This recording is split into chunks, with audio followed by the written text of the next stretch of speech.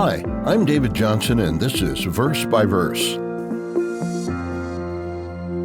No matter what kind of hopes and dreams we may have at various points in our life, we quickly learn that success requires more than hoping and dreaming.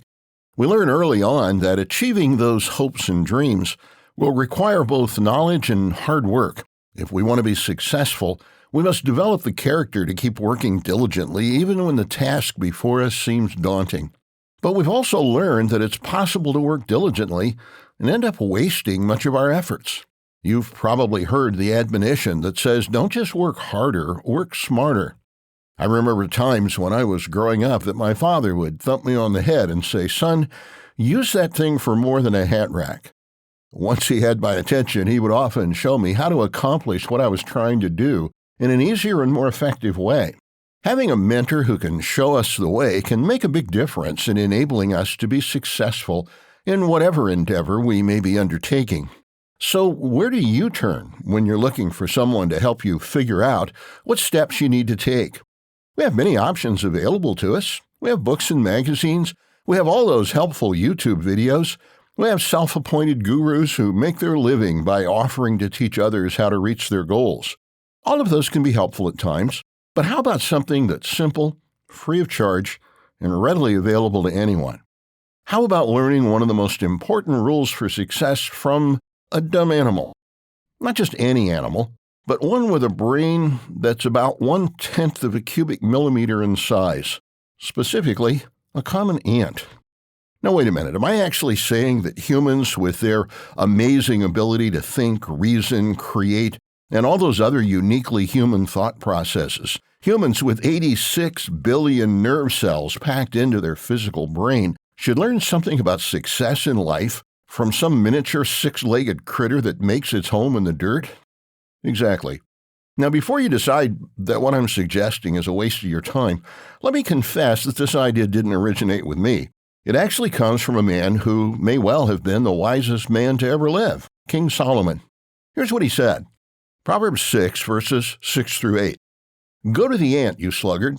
Consider her ways and be wise, which having no captain, overseer, or ruler, provides her supplies in the summer and gathers her food in the harvest. You've probably heard this proverb before. About 4 centuries after Solomon, the famous Greek slave Aesop used a similar principle in his famous fable about the ant and the grasshopper. Like Aesop, those who examine the proverb usually come up with the point that the ant is diligent about gathering the food needed for survival during the times when food is plentiful, and then has enough to make it through the times when food is scarce. That's a perfectly legitimate lesson to draw.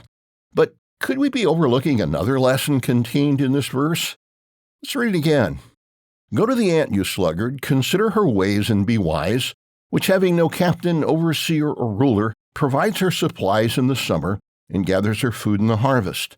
Did you notice that phrase right in the middle? Solomon pointed out that the ant works diligently without having anyone to act as an overseer, making sure everyone's doing what they're supposed to do. Have you ever tried to work alongside someone who only seems to work when the supervisor can see them? Or if you're a student and you have a group project, but someone in the group doesn't put any effort into the project, expecting to get credit for what the other group members do. Even with their tiny brains, every ant in the colony carries out its job without supervision. That's a characteristic that's important for success, whether you're an entrepreneur or an employee. And it's vital if you want to be a success as a Christian too. Living a Christian life is challenging, and we must continually prod ourselves to live in a godly way, whether anyone is watching or not.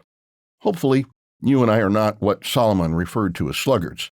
But if we want to acquire the wisdom we need for success, we need to take the time to consider what that little ant can teach us.